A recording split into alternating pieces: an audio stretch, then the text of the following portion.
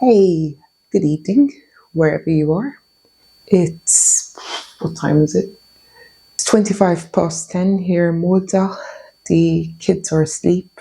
My husband's in the living room watching a movie. I can't sleep. So I was thinking of starting this series called After Hours, where basically you get to hear me ramble about a random bookish topic, maybe one night a week, one night every 2 weeks. I don't know. I haven't decided on the frequency yet. I'm so tired. It's in my voice. I can hear it in my voice.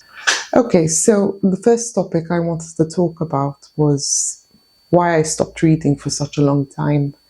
And I know I bring this up fairly often. I've brought it up in my introductions on social media. I've brought it up in various videos. I've never really explained why beyond, oh, I got pregnant and, oh, one of my cats is scratching at the door. He's not happy. I've closed the door because I don't want to wake up my kids. So, as I was saying, I wanted to talk about why I stopped reading.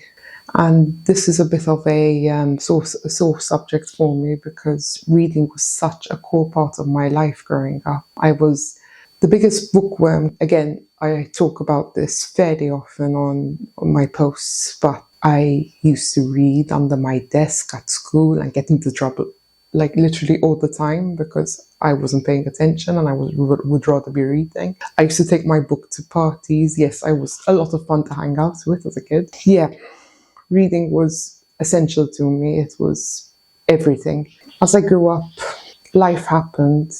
I mean, I still continued reading when I was a teenager, in between the various parties and so on. I was trying to be cool, you see. I still retained my love for reading then, but then I became a grown-up. And life definitely did get in the way. I got my first full-time job, and that's the first time I remember reading taking a back step.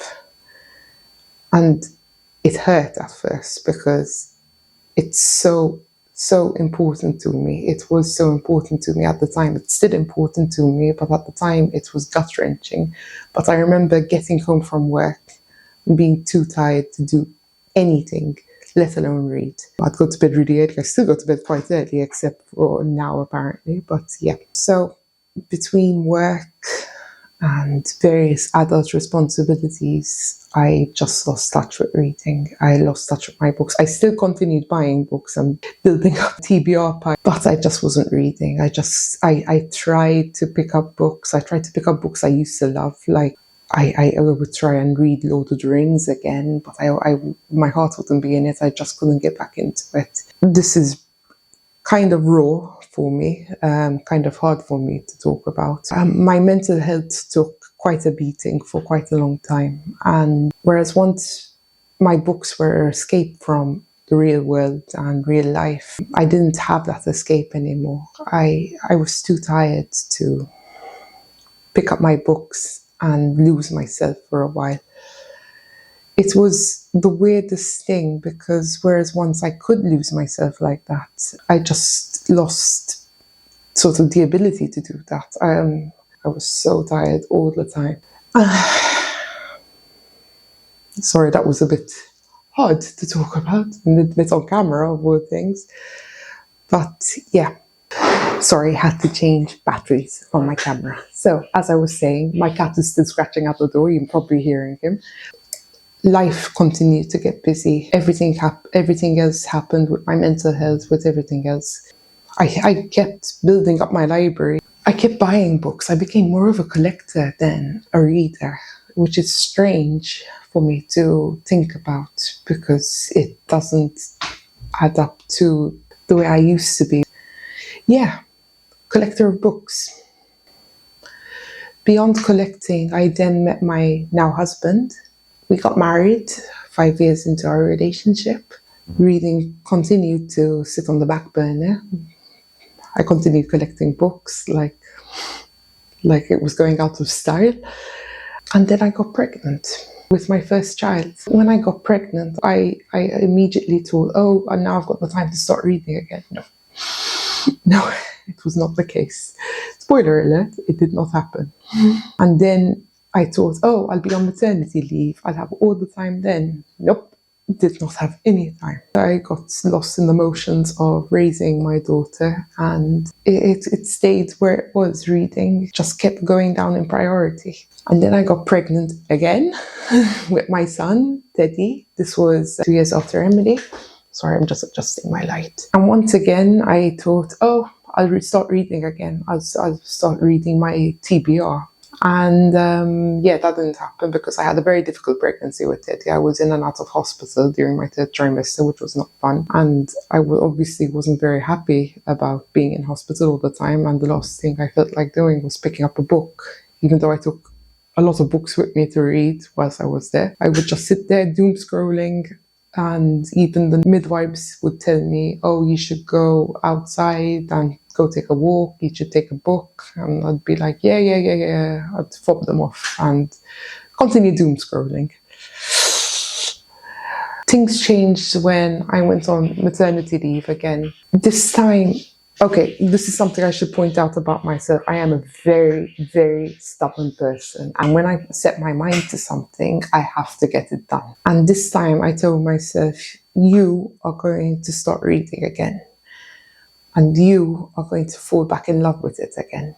My biggest aim was not just to fall back in love with reading and become that bookworm I was when I was a kid again, but also to raise my kids as readers. I want them to fall in love with reading. Luckily, Emily's already loving her stories. I mean, I've said this before, but I've read the Gruffalo at least every night for the past couple of months. She loves it. I want to get back into reading to set an example for them so they would grow up to be bookworms too. I also wanted to be that bookworm again. I wanted to be able to lose myself in a book again, escape from real life. I thought, how can I hold myself accountable? How can I keep myself from falling into the trap of losing touch with reading again? And this is why I'm here. I'm sharing my journey. In a way, it's holding me accountable.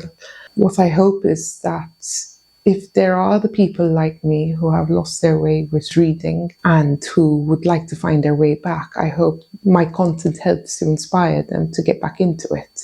I'm not saying it's going to be the be-all and end-all and that I won't have days or weeks when I'll be in a reading slump.